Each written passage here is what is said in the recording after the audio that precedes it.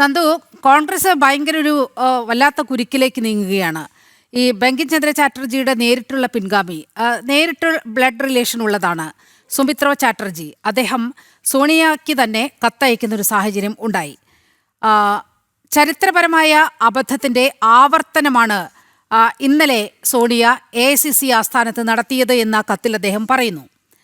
1937 മുഹമ്മദ് അലി ജിന്നയുടെ എതിർപ്പുകൾക്ക് മുന്നിൽ കോൺഗ്രസ് വന്ദേമാതരം വെട്ടിച്ചുരുക്കിയ സംഭവം ഓർമ്മിപ്പിച്ചുകൊണ്ടാണ് കോൺഗ്രസിന്റെ വലിയ ഗതികേടിലേക്ക് ഒരു കണ്ണാടി പോലെ തുറന്നു വെക്കുന്ന ഒരു കത്ത് അദ്ദേഹം നൽകുന്നത്. അപ്പോൾ ഈ പഴയ വേരുകളൊക്കെ മറന്നുകൊണ്ട് കോൺഗ്രസ് ഇങ്ങനെ പ്രീണന രാഷ്ട്രീയവുമായി ബന്ധപ്പെട്ട വോട്ടുകൾക്ക് പിന്നാലെ പായുന്ന കാഴ്ചയാണ് നമ്മൾ കാണുന്നത്. പഴയ കോൺഗ്രസ് അല്ല ഇപ്പോഴത്തെ കോൺഗ്രസ് എന്ന് നന്ദു വെറുതെ പറഞ്ഞതല്ല, വളരെ കൃത്യമായി അതാണ് നമ്മുടെ മുന്നിലുള്ള അനുഭവം. ഇതിനകത്ത് പ്രധാനമായി പ്രശ്നം എന്താണെന്ന് വെച്ചാൽ, നിങ്ങൾ ഈ സ്വാതന്ത്ര്യ സമര ചരിത്രത്തിൽ അടയാളപ്പെടുത്തിയിട്ടുള്ള കോൺഗ്രസ് നേതാക്കന്മാർക്ക് എത്ര പേർക്ക് ഉചിതമായിട്ടുള്ള സ്മാരകങ്ങൾ കോൺഗ്രസ് അധികാരത്തിലിരുന്ന ഒരു 70 വർഷക്കാലത്തിനിടയിൽ അവർ നിർമ്മിച്ചിട്ടുണ്ട് എന്ന് നിങ്ങളൊന്ന് മനസ്സിലാക്കിയാൽ തന്നെ ഈ പ്രശ്നം പരിഹരിക്കപ്പെടും. അതായത് രാജ്യത്തിനകത്ത് സ്മാരകങ്ങൾ ഉണ്ടാക്കിയിട്ടുള്ളത് ആർക്ക് വേണ്ടിയിട്ടാണ്? നെഹ്റു കുടുംബത്തിൻ്റെ ആശ്രിതരായി നിന്നവർക്ക്, നെഹ്റു കുടുംബത്തിൻ്റെ ഭാഗമായിട്ട് ജനിച്ചവർക്ക്, അങ്ങനെയുള്ള ആളുകൾക്കെല്ലാം ഈ പറയുന്ന സ്മാരകങ്ങളും മറ്റും കൊടുക്കുമ്പോൾ ഈ രാജ്യത്തിനു വേണ്ടി പോരാടിയവരെ ഇകഴ്ത്തി കാണിക്കാൻ, ഇപ്പോൾ നമുക്ക് VD സവർക്കർ വേണമെങ്കിൽ ഉദാഹരണമായി എടുക്കാം. ദ ബ്രേവ് പാട്രിയോട്ട് എന്ന് ദ യങ് ഇന്ത്യ പത്രത്തിൽ എഴുതിയ മഹാത്മാഗാന്ധിജിയുടെ ലേഖനം നമ്മുടെ മുന്നിൽ തെളിവായി മുന്നിൽ നിൽക്കുമ്പോൾ 1980കളിൽ ഈ പറയുന്ന ദാമോദര വിനായക സവർക്കർക്ക് വേണ്ടിയിട്ട് സ്റ്റാമ്പ് പുറത്തിറക്കിയ ഇന്ദിരാഗാന്ധിയുടെ നിലപാട് നമ്മുടെ മുൻപിൽ നിൽക്കുമ്പോൾ, അതുപോലെ തന്നെ AKG എന്ന് പറയുന്ന കമ്മ്യൂണിസ്റ്റ് പാർട്ടിയുടെ തലതൊട്ടപ്പനായിട്ടുള്ള അഖിലേന്ത്യാ ജനറൽ സെക്രട്ടറി ഒക്കെ ആയിരുന്ന ആള്, അദ്ദേഹത്തിന് ഈ VD സവർക്കർ മരണപ്പെട്ടതിന് ശേഷം പാർലമെന്റിനകത്ത് നടത്തുന്ന അനുശോചന പ്രമേയത്തിനകത്ത് സംസാരിക്കുന്ന വരികൾ നമ്മുടെ മുന്നിൽ തെളിവായി നിൽക്കുമ്പോൾ, അങ്ങനെ ഒട്ടേറെ തെളിവുകൾ നമ്മുടെ മുന്നിൽ നിൽക്കുമ്പോൾ എങ്ങനെയാണ് ഒരു ലജ്ജയുമില്ലാതെ ഒരു ഉളുപ്പുമില്ലാതെ സവർക്കറെ അടക്കമുള്ള ആളുകളെ എത്രത്തോളം ഇകഴ്ത്തിക്കൊണ്ടാണ് ഇവിടുത്തെ കോൺഗ്രസിൻ്റെ ചില വക്താക്കന്മാർ സംസാരിക്കുന്നതെന്ന് ഞാൻ പറയാതെ തന്നെ താങ്കൾക്കറിയാം.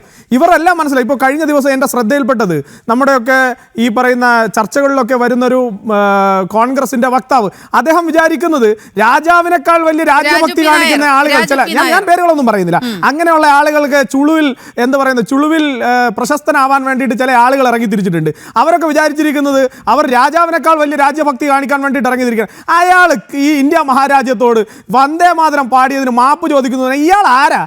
4, 3, 7 പേർക്ക് തികച്ചറിഞ്ഞുകൂടാത്ത ഒരുത്തൻ വന്നിരുന്നിട്ട് പറയാണ് ഞാൻ വന്ദേ മാതരം പാടിയതിന് ഞാൻ രാജ്യത്തോട് മാപ്പ് ചോദിക്കും. അപ്പോൾ ഈ പറയുന്ന പാണക്കാട്ട് കുടുംബത്തിൻ്റെ ഇഷ്ടക്കാരുടെ ബുക്കിലേക്ക് കയറിപ്പറ്റാൻ വേണ്ടിയിട്ട് വേണമെങ്കിൽ അവിടെ പോയിരുന്നു ചെരുപ്പ് നക്കി കൊടുക്കുക. പക്ഷേ ഇന്ത്യ മഹാരാജ്യത്തിൻ്റെ വന്ദേ മാതരത്തെ തള്ളി പറയാൻ നിനക്കോ നിന്റെ 4 തലമുറയ്ക്കോ സാധിക്കില്ല എന്ന ഉറച്ച നിലപാട് ഈ രാജ്യത്തിൻ്റെ മക്കൾക്കുണ്ടെന്നേ. ആ നിലപാട് ഞങ്ങൾ പറഞ്ഞു കൊണ്ടുപോകും. അതിൽ ഈ പറയുന്ന ആളുകളൊക്കെ വന്നിരുന്ന് ഇതിനെയൊക്കെ അങ്ങ് അഡ്രസ്സ് ചെയ്യുമ്പോൾ ഇവരൊക്കെ എന്തോ ആയിപ്പോയി എന്നുള്ള തോന്നൽ. അല്ലെങ്കിൽ ഇന്നലെ തന്നെ നിങ്ങൾ നോക്കൂ, ഈ പറയുന്ന നിലപാട് ഞങ്ങൾക്ക് വന്ദേ മാതരം മുഴുവൻ പാടില്ല എന്നാണ് കോൺഗ്രസിൻ്റെ ഉറച്ച നിലപാടെങ്കിൽ, കോൺഗ്രസിൻ്റെ നേതാവായിട്ടുള്ള ശ്രീമതി സോണിയാഗാന്ധിയും മല്ലികാർജ്ജുന ഖാർഗെയും ഈ പറയുന്ന വന്ദേ മാതരത്തെ 2 സ്റ്റാൻസയ്ക്ക് അപ്പുറം ഞങ്ങൾ പാടില്ല എന്ന നിലപാടുണ്ട്, ഞങ്ങൾ സ്റ്റോപ്പ് ചെയ്യാൻ പറഞ്ഞു എന്ന് തൻ്റെ ഇടത്തോടെ പറയാൻ എന്താ അവർക്ക് പറ്റാത്തത്? എന്തുകൊണ്ടാണ് വന്ദേ മാതരം ഞങ്ങൾ പൂർണ്ണമായി ആലപിക്കേണ്ട എന്നുള്ളതായിരുന്നു നിലപാട്. പക്ഷേ 4 വരി കഴിഞ്ഞ് 6 വരി അല്ലെങ്കിൽ ഈ 2 സ്റ്റാൻസ് കഴിഞ്ഞതിന് ശേഷവും ഈ പറയുന്ന സേവാദൾ പ്രവർത്തകർ അവർക്ക് അറിവില്ലാതെ പാടിയപ്പോൾ ഞങ്ങളുടെ നേതാവ് അതിനെ തടസ്സപ്പെടുത്തി എന്ന് നെഞ്ചുറപ്പോടെ നിന്ന് പറയാൻ എന്താ കോൺഗ്രസിന് സാധിക്കാത്തത്? അങ്ങനെ പറഞ്ഞാൽ ബാക്കിയുള്ള ഹിമാചലും തെലങ്കാനയും ഈ പറയുന്ന കർണാടകയും അടക്കമുള്ള സംസ്ഥാനങ്ങളിൽ സംപൂജ്യരായി പോകുമെന്ന ഭയം, ആ ഭയമാണ് കോൺഗ്രസിനെ കൊണ്ട് ഇരിക്കാൻ സീറ്റ് ചോദിച്ചതാണ്. വയസ്സായി പോയത് കൊണ്ട് ഇരിക്കാൻ ഒരു സീറ്റ് ചോദിച്ചതാണ്. നിങ്ങളാരും സോണിയാഗാന്ധിയെ തള്ളിപ്പറയരുതേ എന്നും പറഞ്ഞുകൊണ്ട് ജയറാം രമേശിനെ പോലെയുള്ള ആളുകൾ വന്ന് ഇവർക്ക് വേണ്ടിയിട്ട് വാദമുഖം നിലർത്തേണ്ടി വരുന്നു.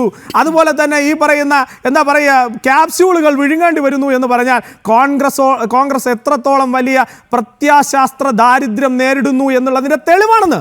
കോൺഗ്രസിന്റെ മുഴുവൻ അടിത്തറയും നഷ്ടപ്പെട്ടു നിൽക്കുകയാണ്. കോൺഗ്രസിന്റെ സമരചരിത്രം പേറുന്ന 150 വർഷത്തെ പാരമ്പര്യമുണ്ട് എന്ന് ഇന്നത്തെ കോൺഗ്രസ്സുകാരൻ പറയുമ്പോൾ ഞങ്ങൾ നിങ്ങളുടെ മുഖത്ത് നോക്കി ആട്ടും.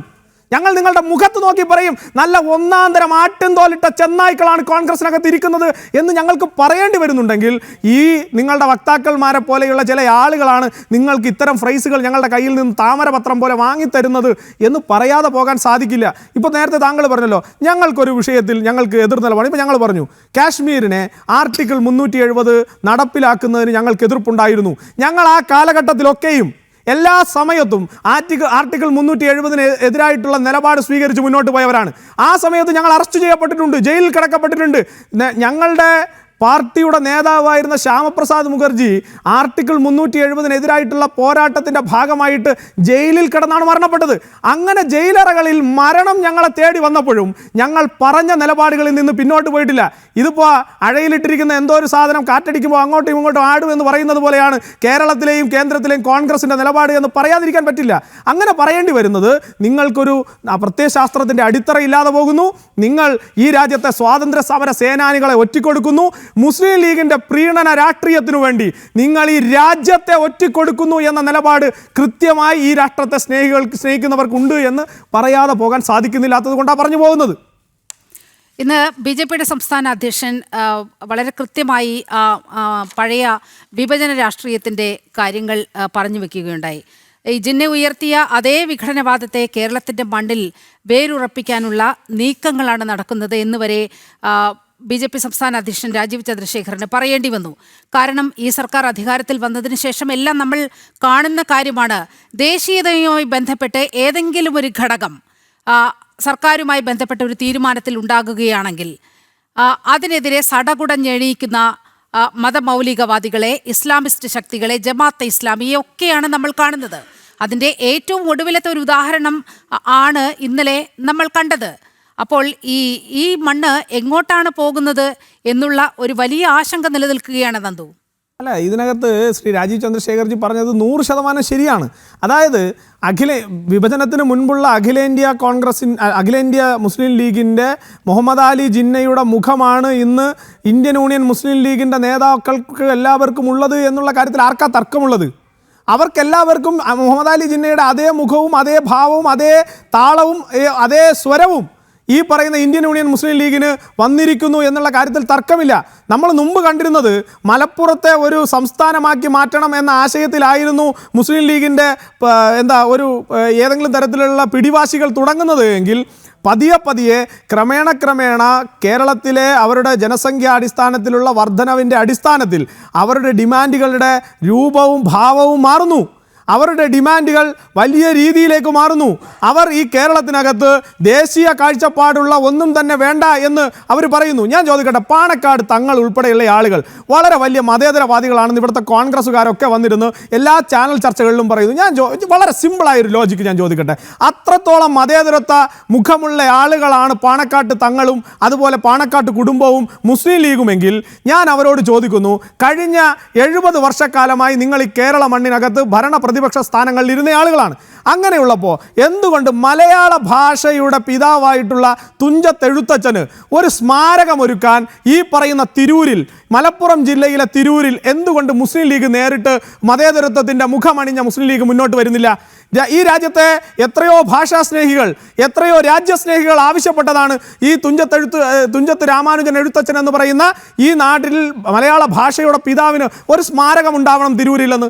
എന്തുകൊണ്ടാണ് മുസ്ലിം ലീഗിൻ്റെ പാണക്കാട്ട് കുടുംബത്തിലെ ഏറ്റവും മതേതരന്മാരായിട്ടുള്ള പാണക്കാട്ട് കുടുംബം ഇതിനു വേണ്ടി നേതൃത്വം കൊടുക്കാത്തത്? എന്തുകൊണ്ടാണ് മുസ്ലിം ലീഗിൻ്റെ ഏതെങ്കിലും ഒരു മന്ത്രിമാരോ MLA-മാരോ MP-മാരോ ഈ മലപ്പുറം ജില്ലയെ കോൺസ്റ്റിറ്റ്യൂട്ട് ചെയ്തതിന് ശേഷം MP-മാരായി ജയിച്ചു വന്ന മുസ്ലിം ലീഗിൻ്റെ ഏതെങ്കിലും ഒരു MLA എന്തുകൊണ്ട് പറഞ്ഞില്ല ഈ പറയുന്ന മലയാള ഭാഷയുടെ പിതാവായിട്ടുള്ള രാമാനുജൻ എഴുത്തച്ഛന് തിരൂരിൽ മലപ്പുറത്ത് ഒരു ഭവ്യമായിട്ടുള്ള ഒരു സ്മാരകം ഉണ്ടാക്കണമെന്ന് പറഞ്ഞില്ല? അദ്ദേഹം RSSകാരനല്ലല്ലോ. തുഞ്ചത്ത് രാമാനുജൻ എഴുത്തച്ഛൻ RSSകാരനല്ല. തുഞ്ചത്ത് രാമാനുജൻ എഴുത്തച്ഛൻ BJP-കാരനുമല്ല. അദ്ദേഹം മലയാള ഭാഷയുടെ ഉപജ്ഞാതാവാണ്. അദ്ദേഹത്തിനൊരു സ്മാരകം ഉണ്ടാക്കാൻ പോലും അവർക്ക് ജനസംഖ്യാപരമായിട്ട് മെജോറിറ്റിയുള്ള മലപ്പുറം ജില്ലയിൽ അവർ അനുവദിക്കുന്നില്ല എന്ന് പറഞ്ഞാൽ കൃത്യമായും അവരുടെ നിലപാട് ഈ രാജ്യത്തിനും മാത്രമല്ല ഒരു സമൂഹത്തിന് തന്നെ എതിരാണ് എന്നുള്ളതിൻ്റെ ഏറ്റവും ഉദാഹരണമല്ലേ അത്? അപ്പോൾ അങ്ങനെയുള്ള ആളുകൾക്ക് നിങ്ങൾ മതേതര ചാപ്പ അണിച്ചു കൊടുക്കുകയും രാജ്യത്ത് വന്ദേമാതരം പാടണമെന്ന് പറഞ്ഞാൽ അവരെല്ലാം മതഭ്രാന്തന്മാരാണെന്ന് പറയുന്നത് കോൺഗ്രസിൻ്റെ ഡബിൾ ഡാഡി സിൻഡ്രോം എന്നൊക്കെ ഇന്നത്തെ ജെൻസി പിള്ളേർ പറയുന്നത് പോലെ ചില അസുഖങ്ങളാണെന്നാണ് ഞാൻ മനസ്സിലാക്കുന്നത്.